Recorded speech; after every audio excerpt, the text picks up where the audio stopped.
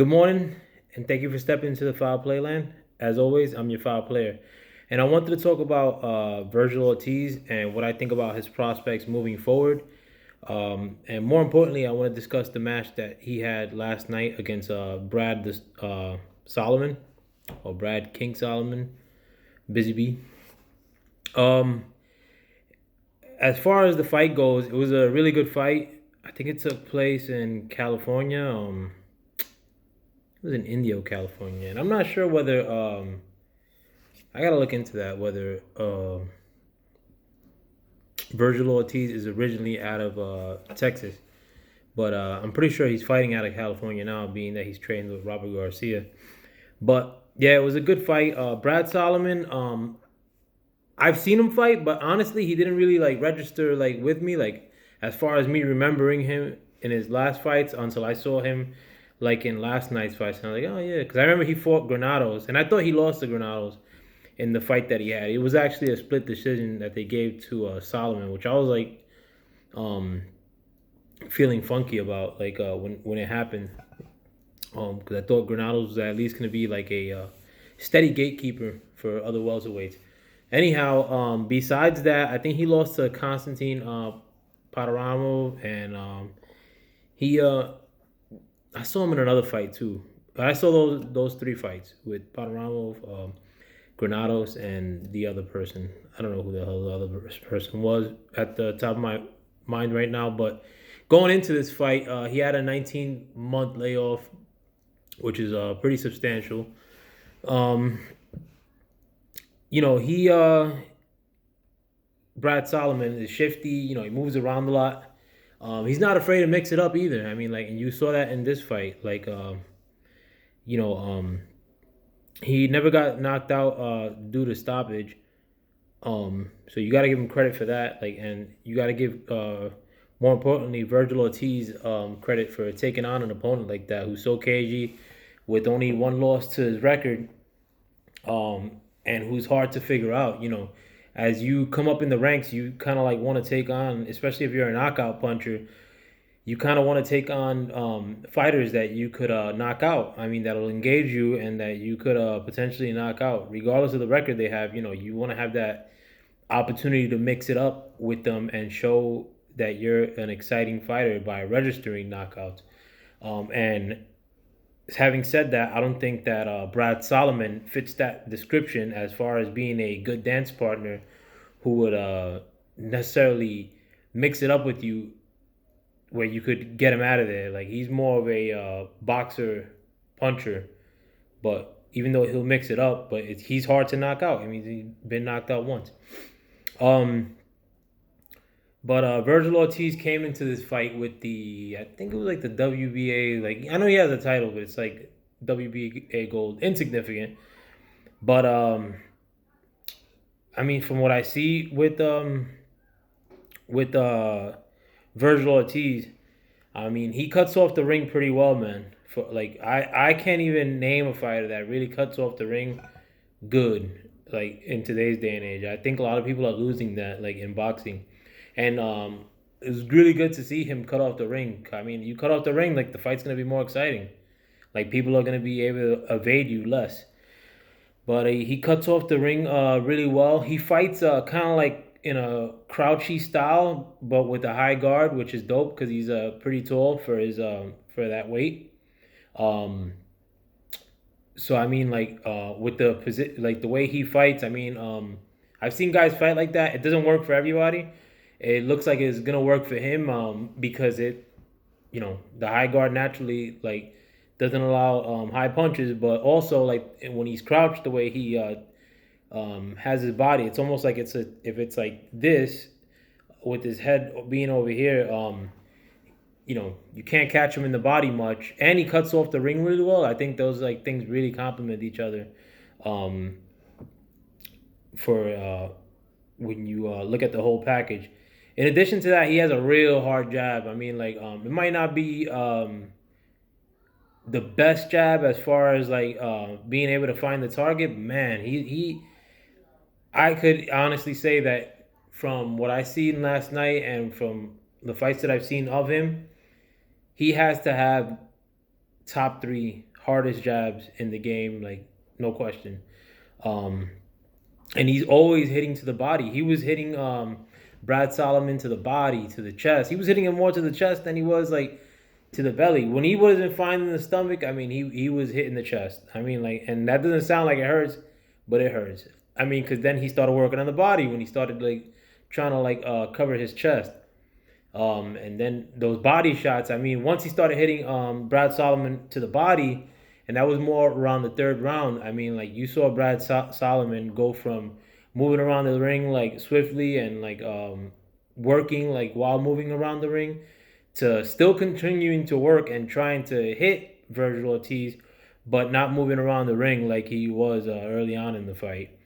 Um, I mean, that's going to be a problem for people moving forward. But um, the first knockdown, it was with a jab actually in the fourth round, and that's it's no joke, man. I mean, he says that he stepped on his foot, and this was Vergil Ortiz admitting that he stepped on his foot in addition to hitting him with the jab. But nevertheless, he sent them down. And there was one instance where Vergil Ortiz hit him with what was a borderline low blow, and Brad Solomon complained to the ref that it was a low blow. And Ortiz was being a good sportsman, and he kind of like let him get like a. He didn't jump on him pretty much.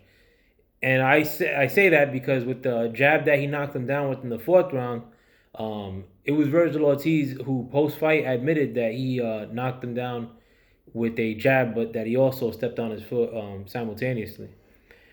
Um, as far as you know, with like he's with his cutting off the ring, he's always trying to like get. He was trying to get Brad Solomon towards the ropes throughout the fight, but he also works pretty well in the middle of the ring. You weren't seeing this in this fight necessarily, but you saw it in past fights. But at the end, when Brad Solomon wasn't able to move as well because he was being hurt to the body so much, he started staying more in the middle of the ring, thinking that he would be able to have more real estate, even though he was hampered by like a lot of those body shots.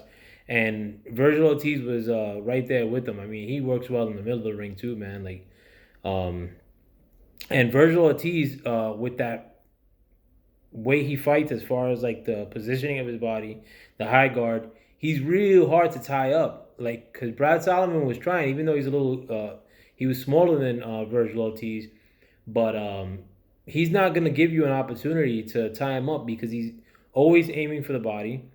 And the way he positions his hands and body, he's really, really hard to tie up. Like from what I see.